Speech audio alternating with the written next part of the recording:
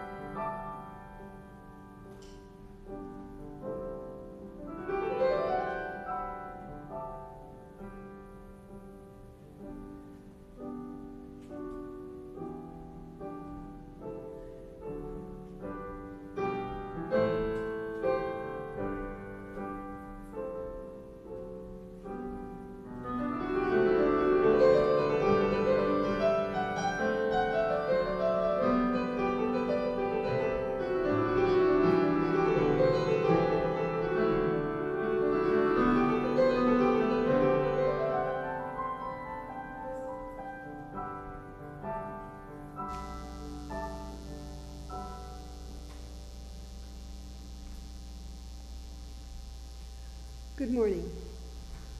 Please join me in lighting the chalice. The words are printed on these papers that you'll find in the pews. We gather this hour as people of faith, with joys and sorrows, gifts and needs. We light this beacon of hope, sign of our quest for truth and meaning, in celebration of the life we share together.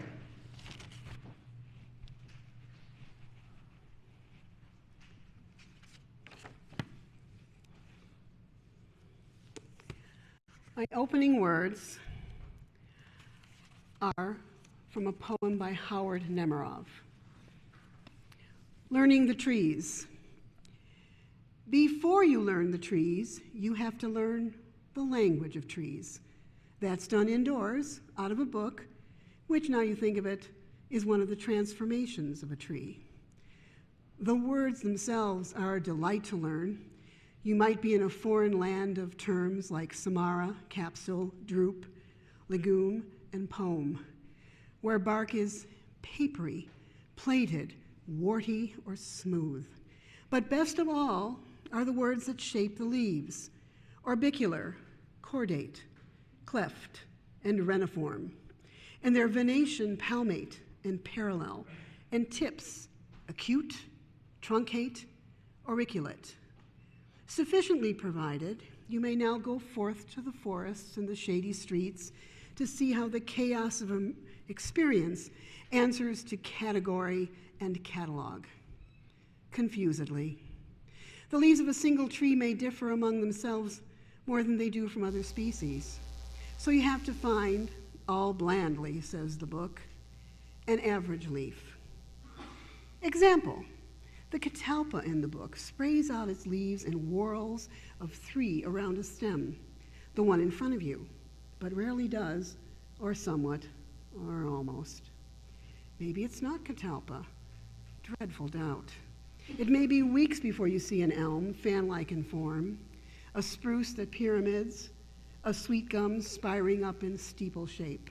Still, peditempton, as Lucretius says, little by little you do start to learn, and learn as well maybe what language does and how it does it, cutting across the world, not always at the joints, competing with experience while cooperating with experience, and keeping an obstinate intransigence, uncanny, of its own. Think finally about the secret will pretending obedience to nature, but invidiously distinguishing everywhere, dividing up the world to conquer it. And think also how funny knowledge is. You may succeed in learning many trees and calling off their names as you go by, but their comprehensive silence stays the same. Please join me in the opening hymn, number 134, Our World is One World. Stand if you are willing or able.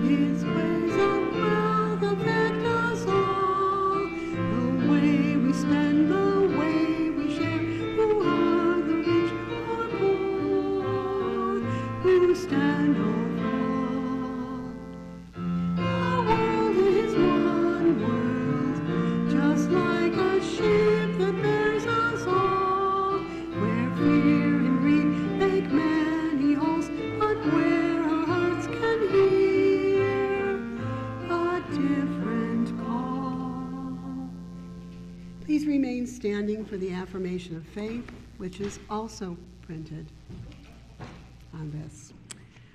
Love is the doctrine of this church. The quest for truth is its sacrament. Service is its prayer. And this is our covenant, to dwell together in peace, to seek the truth in love, and to help one another. And now we take a moment to greet our neighbors.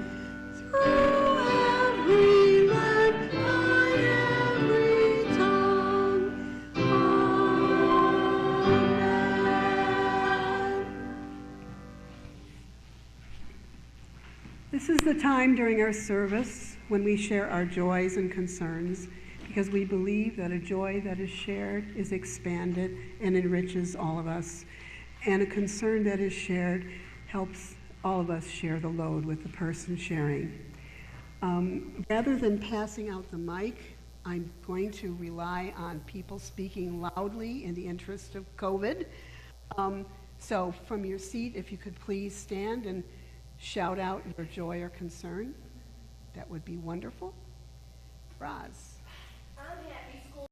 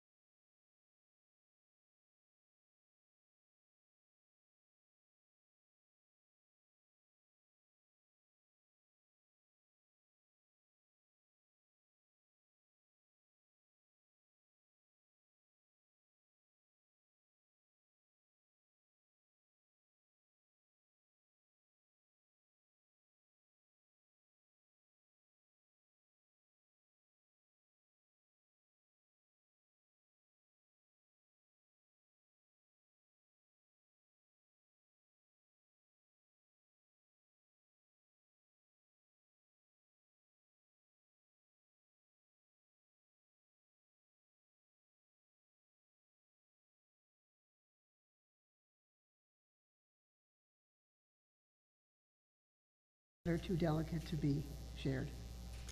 Now, story for all ages. I apologize to the tech people. I found this book rather late, so I did not get it to you so you could put it on the screen. But it's a great book. It's called Be a Tree.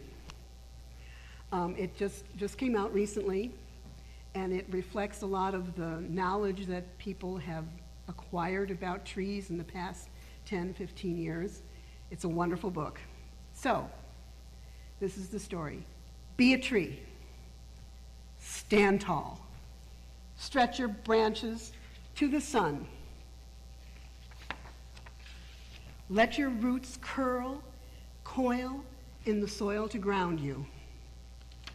It's a wonderful root system. Your spine is a trunk, giving you shape, holding your crown, channeling your food. Your skin is bark, dead on the outside, protecting what's within. Beneath your bark are layers such as sapwood, carrying nutrients to help you grow bigger and taller, and heartwood, strong as bone, to support you. In your heart's center is your pith, keeper of nutrients when you were a sapling. High above, your crown may be round, weeping, pyramidal, broad. Let it spread, shine overhead, collecting sun, filtering dust, shading your roots on hot days. Wave your leaves in the wind, breathe in air, Drink in sun. Let them fuel you and the world. See yourself, branches and leaves above, roots below, trunk in between. You are a tree. And now, look around you. You are not alone. You are one of many trees. Our roots twine with fungi, joining all trees in the forest together. We talk, share food, store water, divide resources, and alert each other to danger. A wood wide web of information. We purify the air. We anchor the soil, preventing erosion. Our dome of joined crowns swings and straightens, slowing high winds. Our bodies and branches and roots are homes to birds and mammals and insects. We sustain ecosystems. Immigrant trees, away from their native habitats, are vulnerable. But together, a forest of trees is strong. Mother trees nurse young trees, old trees shade new trees, strong trees shelter weak trees, healthy trees help sick trees. So, be a tree.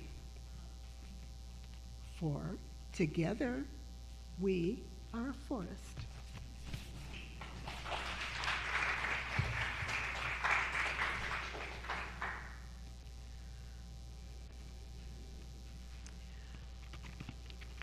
I opened with an Egyptian tomb inscription. That each day I may walk unceasingly on the banks of my water, that my soul may repose on the branches of the trees which I planted, that I may refresh myself under the shadow of my sycamore. From 2000 BC. Let me start at the beginning for me, of course. I fell in love with trees at an early age. I was born in Chicago, but was lucky enough to live in a block away from Humboldt Park in a beautiful gray stone on a street lined with trees. I lived there until I was 6, and then my grandparents sold the gray stone and moved to the country, to a small chicken farm and orchard. My mother, father, brother, and I followed, not quite to the country, but to a new development in a nearby small town built in the middle of a cornfield, not a tree in sight. It was a bit of an adjustment, especially for my mother. No mass transit, no job to equal the one she had left in the city, and she had not yet learned to drive. For my father, the difficulty was in what to do with the lot. It was barren and ugly. As a city dweller, he had developed no gardening or landscaping skills, but he set out to learn. We soon had a wonderful garden behind the garage, full of really creepy, ugly spiders. But also, we had shrubs and flowers, and yes, a manicured suburban lawn. And then he took a big step, a Colorado blue spruce and a crimson king maple for the front yard, which was the size of a postage stamp. And then there were fruit trees for the backyard, peaches and cherries. We were the only people on the block with trees, and my father took great pride in caring for them. It wasn't long, 3 years, before we were on the move again, this time to a 2-acre parcel in a tiny subdivision out in the country, where the school my brother and I attended had just that year moved from a 1-room schoolhouse to a new 4-room building. But for my father, and as I soon understood for myself, the exciting part was the 40 oaks and 2 shagbark hickories that stood on our property. Thus began my lifelong love of trees and all they had to offer. I felt no shame then, and certainly feel no shame now, about being a tree hugger. The Georgia O'Keeffe painting you see the one right here, depicts a scene that I experienced many times among those 40 oaks, looking upward through the branches as they reached for the sky, and always feeling a kind of kinship with the trees, as if I understood them and they got me. We've learned a lot about trees in the past 20 years, more than ever would have been found in or suggested by any of the tree manuals my father may have consulted when he planted his beloved trees. 2 books, The Hidden Life of Trees by the German ecologist Peter Wohlleben, and Finding the Mother Tree, Discovering the Wisdom of the Forest by Suzanne Simard, both published in the past 5 years, have revealed the incredible complexity of trees and forests. We learn about trees as social creatures. We learn about the symbiotic relationship they have with the fungi, almost also known as the wood wide web, that surrounds their roots, helping the trees suck up water and guiding the roots through the ground, showing them the best places to go. Kind of amazing, isn't it? We learn how in the spring, trees draw up so much water that if you had a stethoscope and held it up to the tree, you would be able to hear the water running. And that the rush of water would only diminish when the tree leafed out. We learn that the root tips are like little brains, and that trees can feel more through the tip of their roots than we can with our fingers. And then there are so many more astounding things that trees do that it would take me well beyond coffee hour to explain. What took us so long to learn these wondrous things? Trees have been a vital part of our lives and our economy for centuries, even millennia. We've used them for fuel, for building material, for food. We've lined streets with them and used them as windbreaks and shade providers. We've known that they are essential to the air we breathe, and we know how they control erosion in mountainous areas. But why did it take us so long to know that they communicate with each other and that they have ways to protect themselves against insect invaders, which includes, amazingly, secreting poisons and gluey saps when they recognize a predator? What I've learned about trees makes me realize that we need them much more than they need us. Let's step back in time a bit. As far back as the birth of some of the trees photographed in Ancient Trees, Portraits of Time, and the Oldest Living Things in the World. And I have these 2 books here and there. About 2,700 years ago, we believe the book of Genesis was composed. The tree of life depicted in the book was to provide fruit and healing leaves. But the image and symbolism of the tree of life was not unique to Genesis and to Judeo-Christian mythology. Throughout the Fertile Crescent, among Sumerians, Babylonians, and Assyrians, as well as in Egypt, trees of life were worshipped and depicted in art and on structures. And looking elsewhere in the world, we find in the Quran the sacred tuba tree in the center of paradise.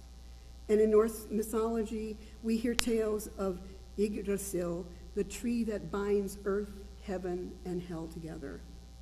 And let's not forget the Druids and the sacred groves, or the sacred olive trees of ancient Greece, one of which played a central part in Odysseus' homecoming. And sacred trees are depicted throughout Hinduism and Buddhism, the Bodhi tree, seen of Siddhartha Gautama's enlightenment being a prime example. From these beginnings, trees became more than shade or scenery. They became devices and symbols for ordering knowledge. Think of genealogical trees, or the Kabbalistic Sephiroth of the 17th century mystical Judaism. Darwin used the metaphor of a tree to demonstrate his thinking on evolution. It was the only illustration in his On the Origin of Species, and he called it the Tree of Life. And Carl Linnaeus, Ernst Haeckel, and other botanists and biologists used the tree diagram to illustrate and explain relationships between species. But it didn't stop there. The tree diagram or metaphor was used as the organizing principle for the New York and Erie Railroad in 1855, showing its 5 operating divisions and 4,715 employees, with the management featured as the root of the tree. The forerunner of Mobil, Exxon, produced a petroleum tree in 1957, detailing on the various branches the various products and uses of crude oil. And in 2012, a rather confusing but pretty blog tree was published. But I want to go beyond the use of the tree as symbol or device to where we need to be in our relationship to trees and more broadly to our planet. This spring and early summer, I planted 5 trees. I had been reading Peter Wohleben's book, The Hidden Life of Trees, and a book by Nobel Prize winner Wangari Maathai. Something Maathai wrote struck me. Quote, "Until you dig a hole, you plant a tree, you water it, and make it survive. You haven't done a thing. You're just talking." So in honor of Wangari Maathai, and being thankful to what I have learned about the hidden life of trees, I planted a bald cypress and a river birch in the boggy part of my backyard, a tricolor beech closer to the house in the back, a crab apple by the drive to replace the one that died, and a little ginkgo tree, a teeny, teeny, tiny ginkgo tree. And I have vowed to plant more trees in my yard next year, and when the arborist tells me enough, I plan to donate trees through the National Arbor Day Foundation and do what I can to combat deforestation around the world. For, as George Orwell wrote, the planting of a tree, especially one of the long-lived hardwood trees, is a gift which you can make to posterity at almost no cost and with almost no trouble. And if the tree takes root, it will far outlive the visible effect of any of your other actions, good or evil. Wangari Maathai was the prime mover behind the Green Belt movement, which she started in 1977 in Kenya, with 9 saplings. By 2004, the year in which she won the Nobel Prize, she and the women she inspired to join her had planted 30 million trees where none had existed before. They established 6,000 nurseries and increased the income of 80,000 people. The Green Belt movement subsequently spread to 30 countries in Africa and beyond. Another inspiration is Kate Sessions, who in 1892 leased 30 acres of land in what would become Balboa Park in San Diego.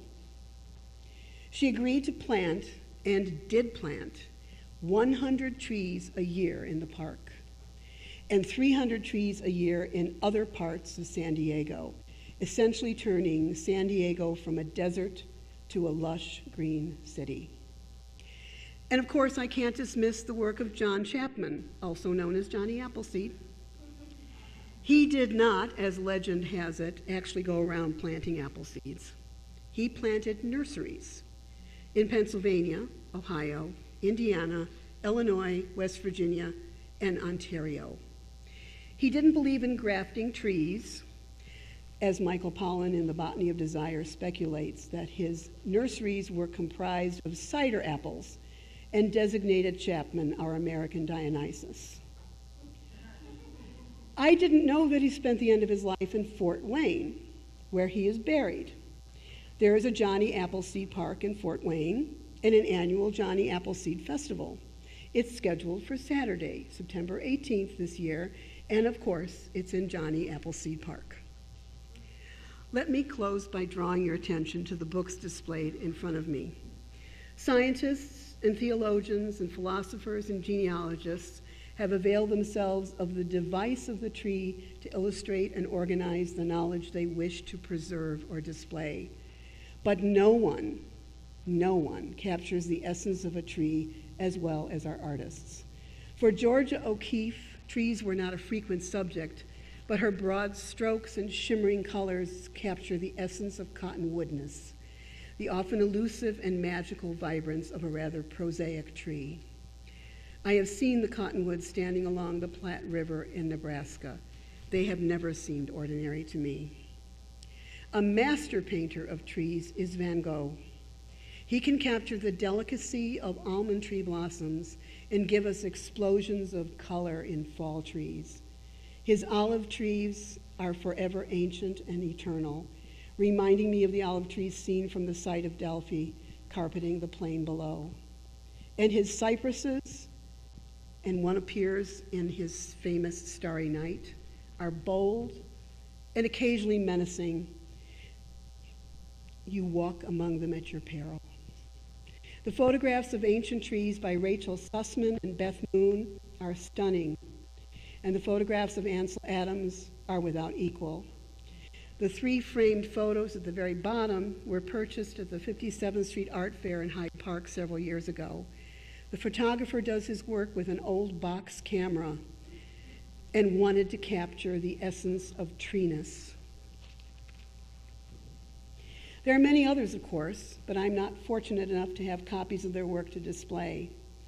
Gustav Klimt's Tree of Life, Monet's Shimmering Poplars, Renee Magritte's Tree as Giant Leaf, Annie Ovenden's Spare and Naked Trees showing us their skeletons before they leaf out or after they've shed their summer splendor. In movies and literature, we have Avatar's Tree of Souls, J.R.R. Tolkien's Treebeard, the eldest Ent, the ailanthus tree, that symbol of endurance for Katie in A Tree Grows in Brooklyn. In my Antonia, Willa Cather writes that trees were so rare in that country, and they had to make such a hard fight to grow that we used to feel anxious about them and visit them as if they were persons. And let's not forget the trees with attitude, the whomping willow of Harry Potter's Hogwarts, and the apple trees of the Wizard of Oz, who object strenuously when Dorothy and her companions try to pick their fruit. Let me close by asking you to feel free to look through the books displayed during coffee hour. And while I was tempted to deliver a stern warning about deforestation and palm tree oil and the disparity in urban tree availability, I know my audience is well aware of those issues and chose instead to celebrate trees and the ways in which they enrich our lives. And I agree with this Chinese proverb. The best time to plant a tree was 20 years ago. The second best time is now. Thank you.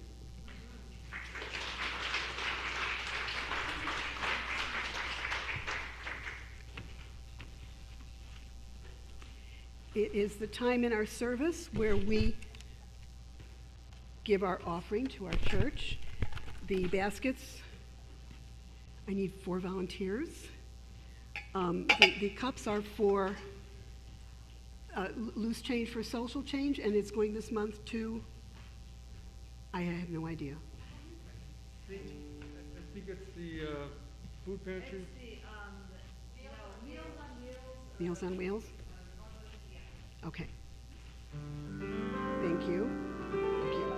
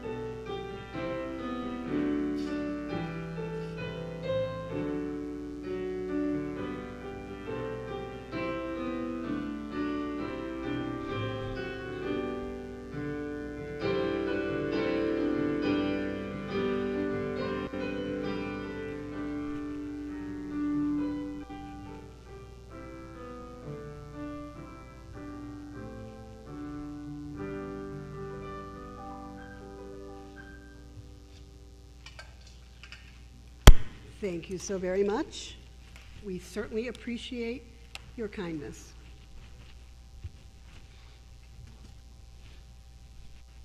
Now if you will join with me in the singing of hymn number 1073 in the turquoise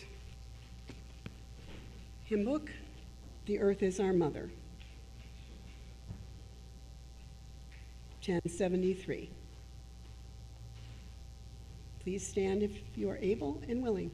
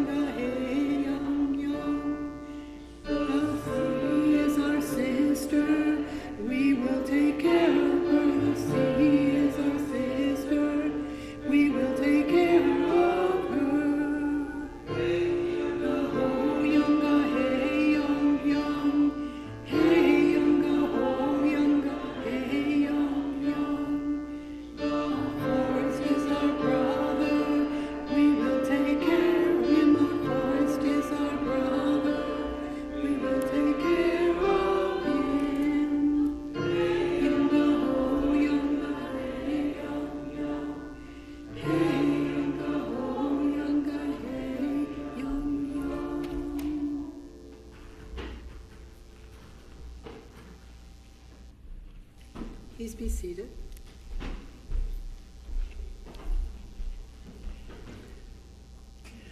The closing words are from a poem by one of my favorites, if not my favorite poet, the Mary Oliver. And I chose this one particularly because I have a scourge of black walnuts coming in September. I have 4 black walnut trees in my yard, and they are bent over with walnuts. I understand this poem. The Black Walnut Tree. My mother and I debate we could sell the black walnut tree to the lumberman and pay off the mortgage. Likely some storm anyway will churn down its dark boughs, smashing the house. We talk slowly, 2 women trying in a difficult time to be wise.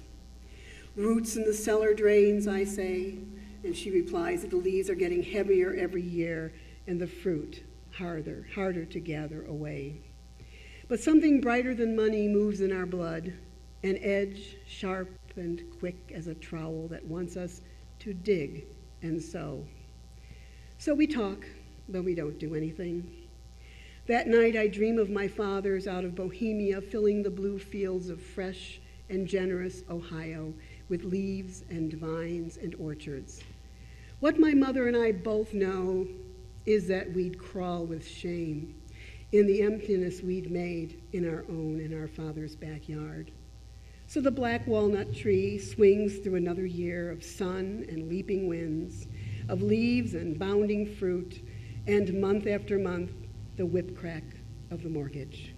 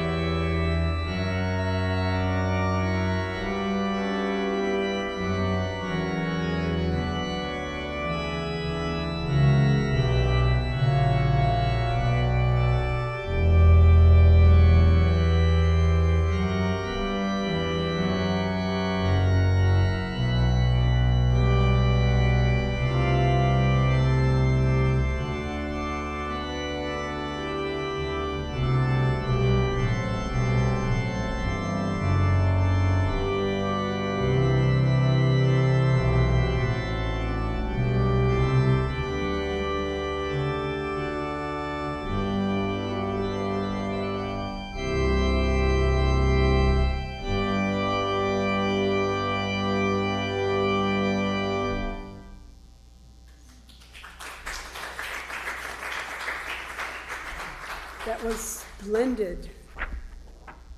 Will you please join with me in extinguishing the chalice?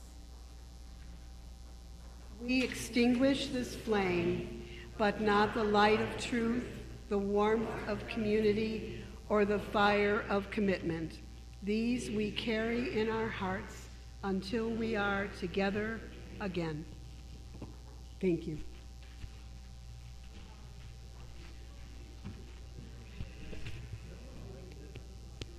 That was wonderful. That was definitely